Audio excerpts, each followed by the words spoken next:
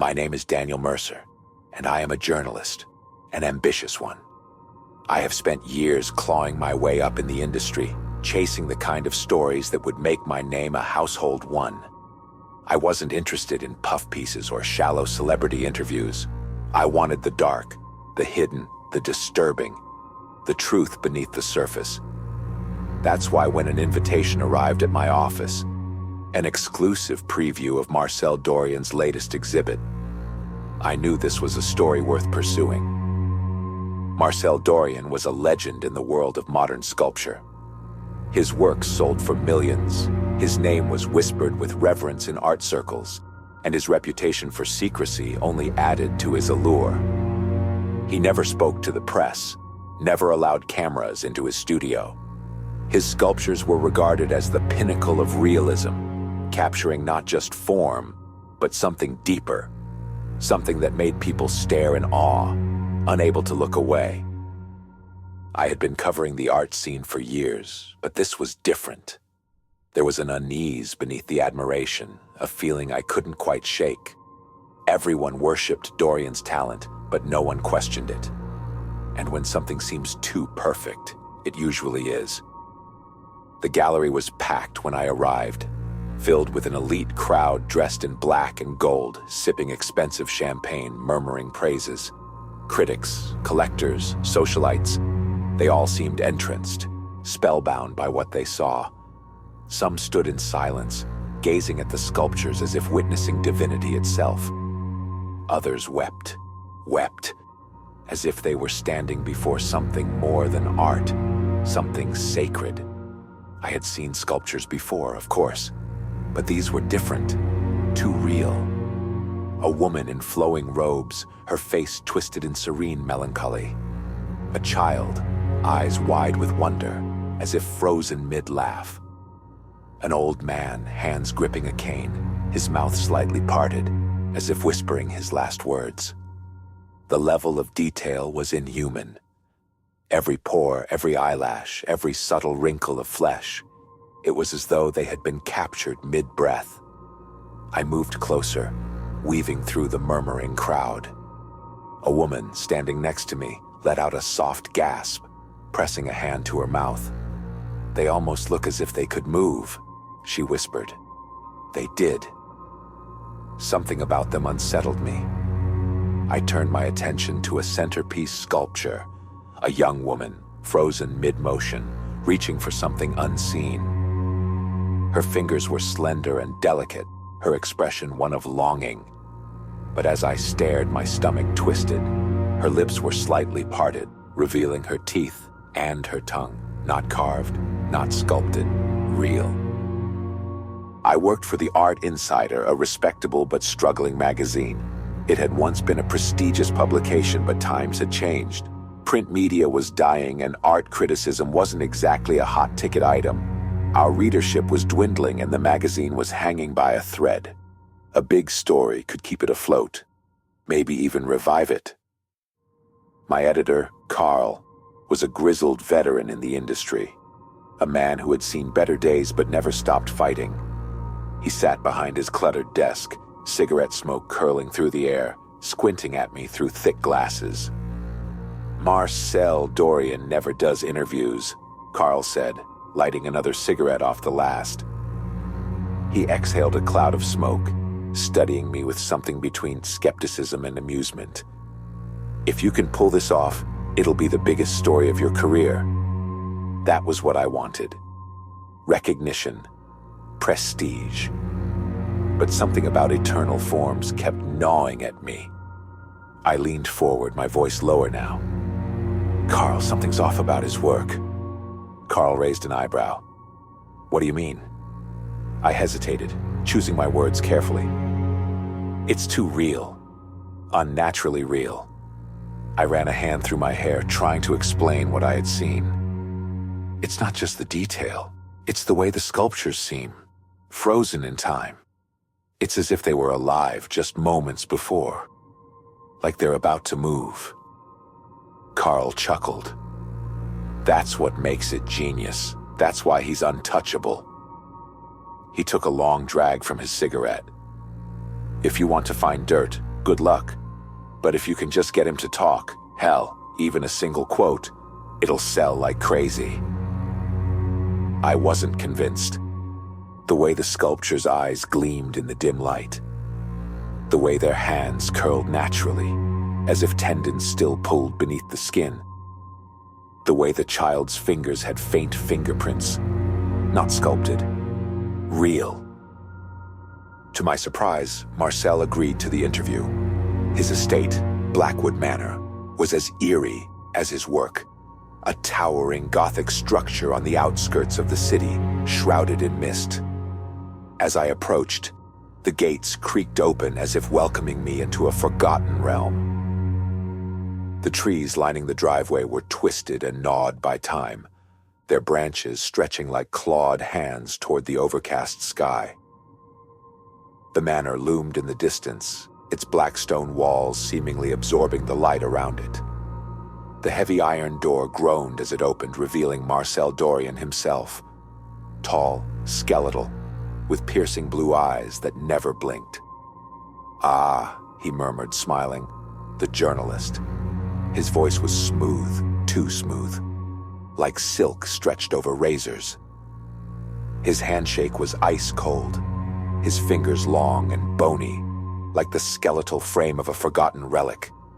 He led me inside, and the moment I stepped through the doorway, an oppressive weight settled over me. The air inside Blackwood Manor was damp, carrying the scent of aged wood, dust, and something else.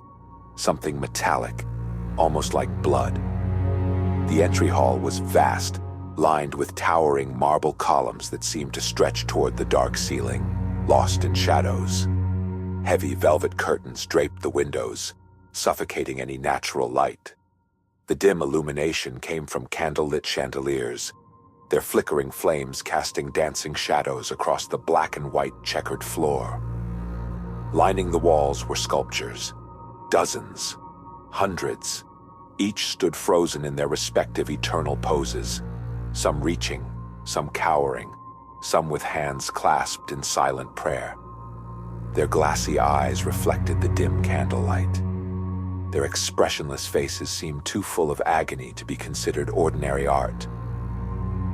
"This place," I muttered, unable to shake the crawling sensation on my skin.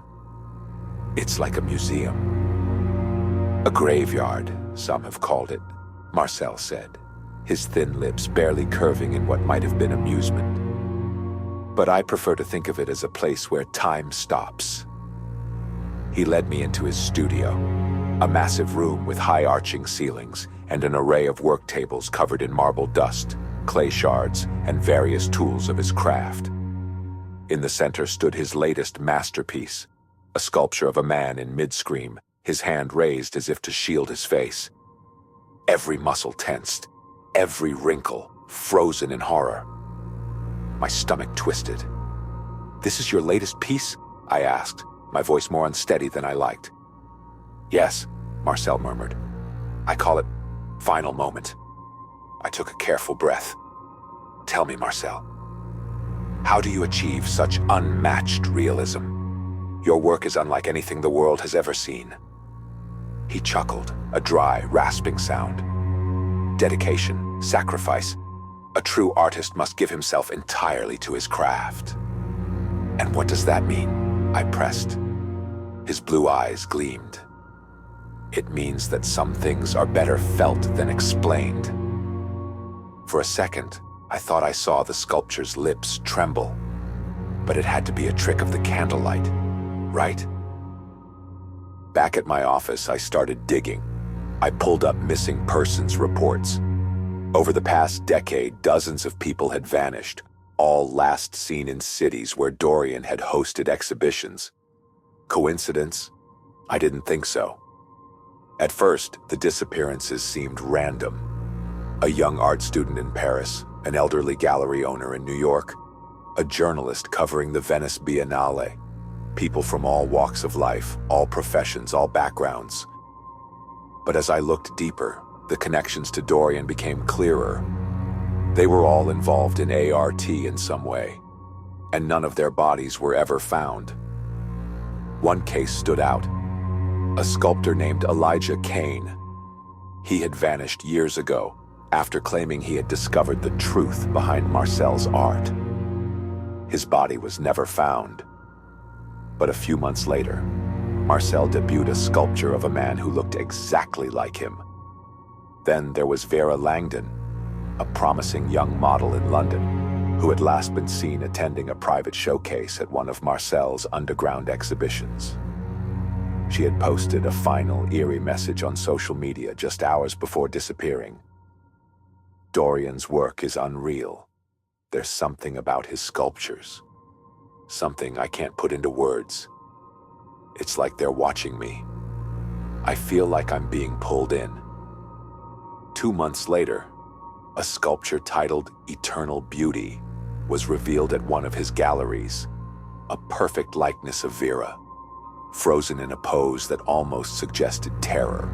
I dug deeper. Miguel Ortega, an art critic infamous for tearing apart avant-garde artists, disappeared after publicly dismissing Dorian's work as gimmicky realism. Weeks later, a new piece, Silenced Critic, was unveiled. A man with his mouth agape in a permanent scream, his hands clawing at his own face. And then there was Lucas Greaves, an investigative journalist. Like me, he had written an article questioning the sudden rise of Marcel Dorian, hinting at something unnatural behind his success. Shortly after, he vanished without a trace. The article was scrubbed from the internet. The only mention of his name left was in a forgotten thread on a conspiracy forum. But there was one final piece that made my blood run cold. An unsolved case file from 20 years ago. Eloise Dorian, Marcel's wife. She had disappeared without a trace, her case quickly ruled as a runaway spouse. But there was no evidence, no witnesses, no official search. And yet, in the basement of one of his first exhibitions, a sculpture had been discovered decades later. A woman in a gown, her face serene, her hands folded over her heart. The title, My First Masterpiece. I stared at my screen, my pulse racing. This wasn't art. This was a pattern, and I was about to be next. I needed proof. So I went back to Blackwood Manor. This time I came at night. Marcel was away, hosting another exhibition. I picked the lock easily. Inside, the house was silent. Still. Too still. I wandered through the halls, my flashlight casting grotesque shadows on the towering walls. The air was thick, stale, carrying the scent of dust and something sour, the unmistakable tang of decay. My breathing sounded too loud in the silence, each step an intrusion in a house that felt alive with something unseen. Then I found it. A door. Locked. It was different from the others. Reinforced metal. Its surface scratched and dented, as though something had tried to claw its way out. A rusted keyhole glared at me like an unblinking eye. My hands were steady, but my stomach twisted as I worked the lock. I picked it and stepped inside, and the smell hit me. Rot, chemicals, death. My throat burned as I gagged, forcing myself to breathe through my mouth. The room was dark, the walls lined with shelves filled with jars. Then my flashlight landed on the workbench. Blood-stained tools, rusted scalpels, long serrated knives, things meant for cutting, peeling, carving. A saw still glistened with something wet. Jars of preservative liquid sat beside them, their cloudy contents shifting as I stepped closer. And then I saw it. A human eye floating in a glass container. Lidless. Staring. The iris was brown, the blood vessels still intact. It wasn't old. I turned and nearly screamed. There were bodies, dozens of them, hanging, naked. Their limbs were splayed open, strings of muscle and tissue peeled away like grotesque anatomy displays. Some were partially covered in a glossy resin-like substance, their expressions frozen in an agony that had never ended. I stepped forward, drawn against my will. A woman, her body half encased in resin, her face still soft, flesh still warm. Her mouth was slightly parted, as if she had been about to scream when she was frozen. Their eyes stared at me, still alive. A weak, gurgling sound came from the corner of the room. I whipped my flashlight around, and my stomach lurched. A man, his body flayed open, organs glistening in the dim light, barely clung to life. His lips trembled, his tongue moving soundlessly, his eyes locked onto mine. I tried to step back, but my feet wouldn't move. There were journals on the desk, handwritten in Dorian's elegant script. I picked up the first one, my fingers trembling. The pages were thick, yellowed with age, the ink almost blacker than the surrounding darkness. A single layer of resin is not enough. The body must be treated first. Skin hardened, blood drained, tendons reinforced. The final step is the soul binding, ensuring the consciousness remains aware. My stomach lurched. This wasn't just murder. He was trapping them. I flipped another page. The subject must be prepared while still breathing. The moment of transition is crucial. The nerves must remain intact. The skin must be warm. Any delay risks losing the soul's essence. I clenched my jaw, feeling bile rise in my throat. I read on, my hands shaking. The eyes must be last. If the subject loses vision before the resin sets, the gaze becomes empty. The soul fades too quickly. The last breath, the last heartbeat, the last moment of thought. This is where true art is captured. My breath hitched. The sculptures, those lifeless faces, they weren't just frozen expressions. They were the last moments of pure agony. I turned to another page, one smudged with something dark, something that looked like blood. The soul must remain intact for the sculpture to possess its eternal gaze. If not preserved properly, the essence fades and the statue loses its realism. Perfection is key. A cold sweat covered my skin. I flipped another page, my eyes scanning a crude illustration of a human body, carefully marked with cutting lines, as if it were an anatomical blueprint. Notes filled the margins, detailing every surgical precision needed to enhance the final form. The spine must be reinforced before the resin sets. The muscles should remain firm to create the illusion of life.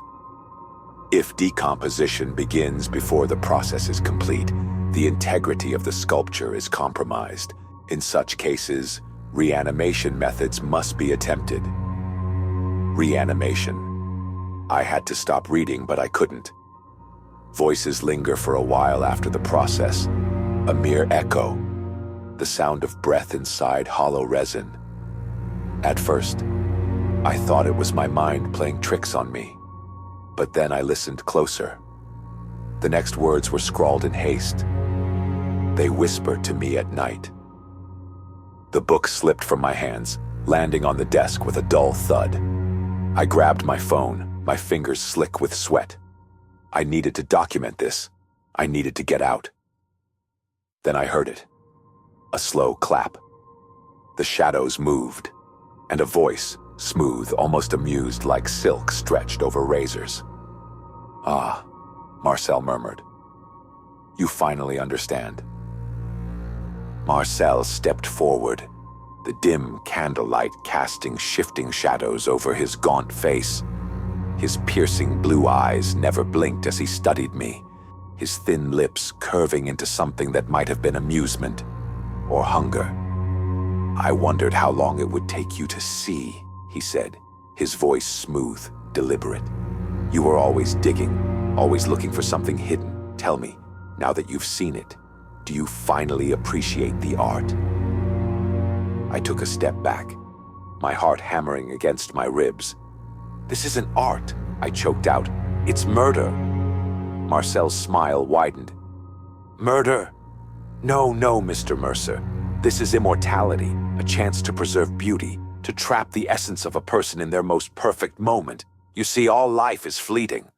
But with my work, they live forever. I glanced toward the door. I needed to get out. But Marcel saw the movement, and before I could react, he raised a hand. The door clicked shut. "You could join me," he said, stepping closer. "Imagine the stories you could tell, the secrets you could uncover. You chase the truth, Daniel. Isn't that why you're here?" My breath caught in my throat. "You think I'd help you?" He sighs, almost disappointed. "You misunderstand me." His voice was calm, patient. "I don't need your help." He gestured toward the walls. "I need your essence." I bolted. My feet pounded against the floor as I lunged for the door, but the room tilted, my vision blurring. The air felt thick, suffocating, pressing in from all sides. My limbs slowed, as though something unseen was dragging me down. Marcel's voice drifted toward me, soft, reverent. "You've inhaled it, haven't you?" I staggered, my knees buckling. My fingers grazed the handle, but my grip failed. "The fumes," he murmured, circling me like a predator. "It seeps in slowly, through the lungs, the pores, makes the body pliable, the mind compliant." I fought against the dizzying fog, my breath ragged. His voice was the last thing I heard before the darkness swallowed me whole. "Don't worry, Mr. Mercer. You're going to be my greatest masterpiece." Darkness. A heavy, suffocating void swallowed me whole. My body felt distant, like it wasn't mine anymore. A paralysis, slow and creeping, wrapped itself around my limbs, locking me into place. I tried to move, to fight, but my muscles were sluggish, my breath a ragged whisper. I was awake, but I couldn't move. A dull, dripping sound echoed in the distance. Cold seeped into my skin, a cruel sensation that told me I was no longer in Marcel's study. This was somewhere deeper, somewhere hidden. The air was thick, pungent with the scent of chemicals and rot. I forced my eyelids to lift. A dim, flickering light bulb swayed overhead, barely illuminating the chamber. And then I saw them. Rows of suspended bodies, hung like grotesque marionettes, their skin coated in a translucent resin, their faces twisted in agony, frozen in their final moments. Some were half-finished, their flesh still raw beneath the hardened glaze. Others were perfect, their eyes eerily lifelike. And then I saw the table. The metal slab beneath me was cold, unforgiving, slick with something wet. Thick, heavy straps bound my wrists, my ankles, my chest. I wasn't just a prisoner, I was the next piece. A voice, smooth, almost affectionate, whispered from the shadows. "Awake already, Marcel?" He emerged from the darkness, a scalpel gleaming in his skeletal fingers. His eyes, cold and analytical, dragged over my restrained form with pure admiration. "You've been chosen," he murmured. "You should be honored." I thrashed, every muscle screaming, but my body was still weak, my limbs useless. Marcel simply tilted his head. "The resin has already seeped into your bloodstream. It slows the body, numbs the pain." His fingers traced my jawline, as if measuring the angles, the structure. "It will make the transition easier." I spat at him, but my saliva barely reached beyond my lips. His smile widened. "You're still fighting, that's good." He set down the scalpel, reaching instead for a thin, rusted needle. "We have much work to do." I jerked my head, my breath coming in ragged gasps as he uncapped a vial filled with a thick, murky substance. "It's an ancient method," he said conversationally, filling the needle. "The resin works best when the subject is aware, when the mind clings to its final thoughts." He lowered the needle to my forearm. I screamed, but no one would hear me here. The needle pierced my skin. A burning, searing cold flooded through my veins, spreading like ice. my vision blurred, the room spinning in a chaotic haze of light and shadow. My lungs seized, struggling to draw in air as my body betrayed me. Marcel leaned down, his lips brushing close to my ear. "Don't fight it," he whispered. "You'll be beautiful." The world fractured. My screams never left my throat. Pain, a deep, unspeakable agony clawed through my body. My nerves burned, my skin tightened, as if something beneath it was solidifying. I was changing. I wanted to scream, but my throat was sealed. My lungs strained, my chest rising and falling in ragged, uneven gasps. Every breath felt like swallowing glass. I was still conscious, still aware. The darkness ebbed, and I realized I was no longer lying on the metal slab. I was standing. No, I had been positioned. I couldn't move my limbs, but I could see. My eyes, frozen in their sockets, stared straight ahead at Marcel, who stood before me, hands clasped behind his back, admiring his work like a proud father. "Astonishing," he murmured, tilting his head. "You adapted even better than I expected." I tried to move, tried to even blink. Nothing. My body no longer belonged to me. A mirror sat against the far wall, its reflection showing something that wasn't human anymore. Me. My skin had turned to porcelain, hardened under a thin sheen of resin. Every muscle, every vein, every detail was preserved in horrifying perfection. I was no longer flesh, no longer alive, but my mind still was, trapped inside this unmoving husk. I wanted to scream. I did scream, but the only thing that came out was silence. Marcel stepped closer, tracing his fingers over my cheek. "Yes," he whispered, "you'll be my finest piece yet." I was suffocating inside my own body, drowning in an eternal prison. But then, something shifted. A whisper, low and distant, crawled into my mind. At first I thought it was Marcel, but his mouth wasn't moving. The voice was inside me. No, not just one, dozens, hundreds. They murmured, hissed, pleaded. "He's lying. He trapped us. Help us." The voices of the others, the ones who came before me. I tried to focus, tried to feel something, anything beyond this unbearable stillness. And then, a flicker. A tiny twitch at the edge of my vision. My fingers. Had they moved? Marcel didn't notice. He had already turned away, admiring his collection, as if I were nothing more than another perfect addition to his gallery. He doesn't know. We are still here. We can fight. The voices rose, and with them, a sensation built inside me. Something feral, burning, defiant. For the first time, Marcel had made a mistake, and he had no idea what was coming. The voices screamed inside my head, a chorus of the damned, their pain echoing through my mind. Each whisper, each tortured cry, fueled the fire building inside me. My body was stone and resin, but my soul still burned. Marcel moved past me, oblivious, his gaze fixated on his latest masterpiece, me. He admired his work the way a god would admire his creation, smug, untouchable. He doesn't know we can make him pay. We can end him. I focused. The weight of my prison was suffocating, but I could feel the slightest tremor ripple through my fingers. A twitch, a crack in the perfect illusion. Marcel turned, humming to himself, his bony fingers running over a nearby sculpture, the twisted remains of another soul, frozen forever. "Ah," he sighed. "Perfection." He didn't see my fingers move. He didn't see it coming. The moment was small, a fraction of a second, but it was enough. With a sudden force, my right hand shattered free. Marcel's head jerked toward me, confusion flickering in his ice-blue eyes. "No," he whispered. I lunged, or rather we lunged.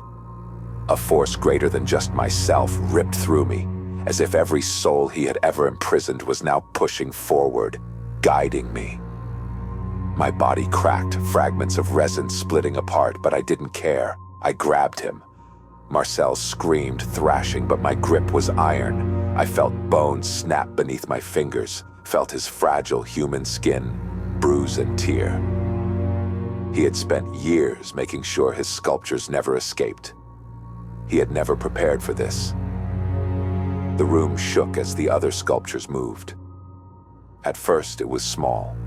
Tremors in frozen limbs, slight tilts of heads, fingers curling into fists. But then, one by one, they stepped down from their pedestals. The trapped souls inside them were waking up. End him. Make him suffer no more. Marcel's howl of terror sent a cold thrill through me. The once mighty sculptor, the man who had played God, was now nothing more than a trapped animal. I forced him backward, his feet slipping against the marble floor. His struggling weakened, his body shaking beneath my grip. And then I saw it. The unfinished vat of resin, the very substance he had used to entomb his victims. I knew what needed to be done. With one final push, I sent him toppling backward. His body plunged into the thick, bubbling resin. He barely had time to scream before the substance clung to him, crawling up his limbs, his chest, sealing his mouth shut. His eyes, those cold, unblinking eyes, widened in horror as the resin hardened around him. He had no escape. He would feel everything. He would be aware, just like us. The room grew silent. The other sculptures, the lost souls, and stood in eerie stillness. The whispers in my head faded, their voices at peace. Marcel Dorian, the monster, the artist, the butcher, was no more. I felt the last remnants of resin flake from my arms, my body breaking free at last. I was alive, but I would never be the same again. I turned, leaving Blackwood Manor behind, the whispers of the dead lingering for only a moment before fading into the night. We are free. Thank you so much for listening to this story. Click the bell icon so you never miss any new content. Stay tuned for more creepy stories coming soon. If you enjoyed this glimpse into the dark, subscribe for more. Because the best horror isn't what you hear. It's what follows when the story is over.